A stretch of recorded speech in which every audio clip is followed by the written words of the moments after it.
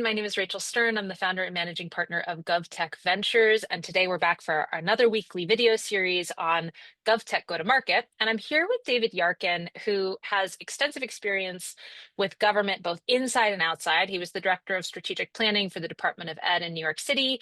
And really importantly for this conversation, he was the chief procurement officer for Pennsylvania. So he has really seen some stuff.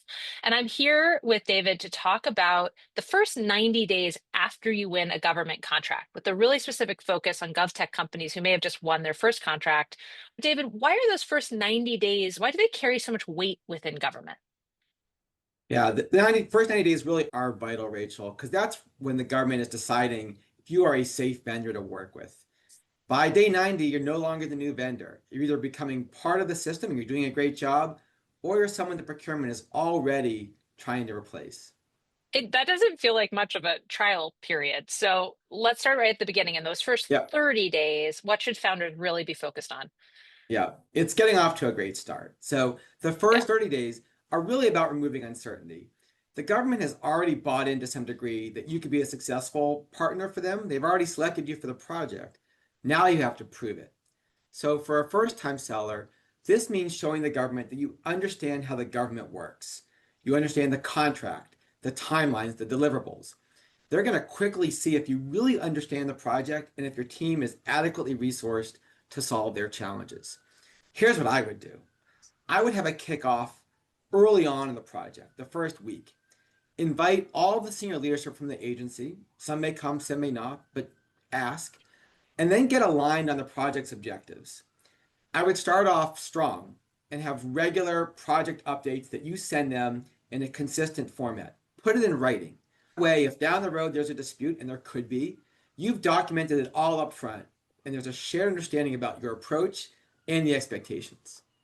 I think we consider coalition building before the contract off, but it's interesting to continue to engage those stakeholders right out of the box. What tends to shift as you move into the middle part of those 90 days? So this is where perception really starts to form. For a first-time seller, users are now deciding, are you responsive? Are you credible? Issues are going to pop up during this first 90 days. They know that's going to happen. It always does. Yeah. What they really want to understand is, how do you handle the problems when they come up? You need to address them head on, quickly, and don't be defensive. Just solve the problems. Second, don't assume that just doing the work and keeping your head down is enough. As you're making progress towards accomplishing their goals, let all your stakeholders know, and not just the champions of the project in the agency. Keep procurement in the loop. I see so many people make this mistake. Hmm. They forget about procurement once the contract's awarded. But remember, procurement is going to be key to renewing your contract. And you don't want them to hear from you for the first time in the week before there's a time before it's up for renewal. This is one of the biggest mistakes I see suppliers make. Just don't take procurement for granted. I think that's so interesting because, again, we associate procurement with the initial contract and getting it over the line, but I'm not sure I consider them as part of the broader coalition to keep engaged throughout the contract, to keep them up to date and aware of all the upsides and downsides of working together. So let's just say these vendors are getting to the end of that 90-day window. What's really happening behind the scenes then? So this is where the reputation really starts to lock in. Procurement is deciding if you've proven that you can be a long-term partner for them, or whether they should be thinking about a backup plan. By about day 90, people internally should be able to answer this question: would we work with this vendor again? And that answer tends to stick. It's hard to reverse that opinion that gets formed. So where does performance tracking fit into this? How do they come to that answer that sticks? Performance in the first 90 days, again, is not about being perfect. It's about creating trust and showing them that you are in it and you're solving problems and you're making things work. Today, procurement teams are increasingly documenting vendor performance earlier across all their departments. And when that record is positive, it builds trust, it reduces friction. And that's where we come in here at Procurated.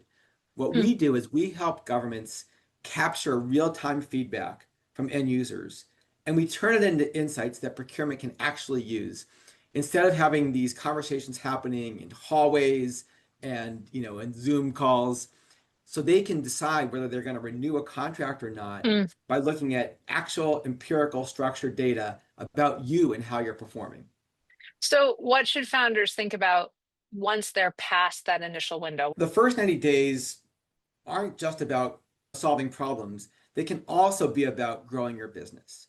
Mm. So you've gotten cleanly through that 90-day window. It's a major milestone. Don't stop.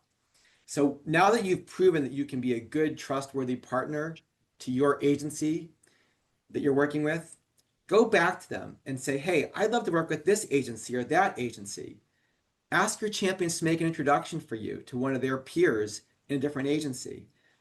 Trust is the most important asset in working for government. It's often in short supply. So once you've earned it, use it.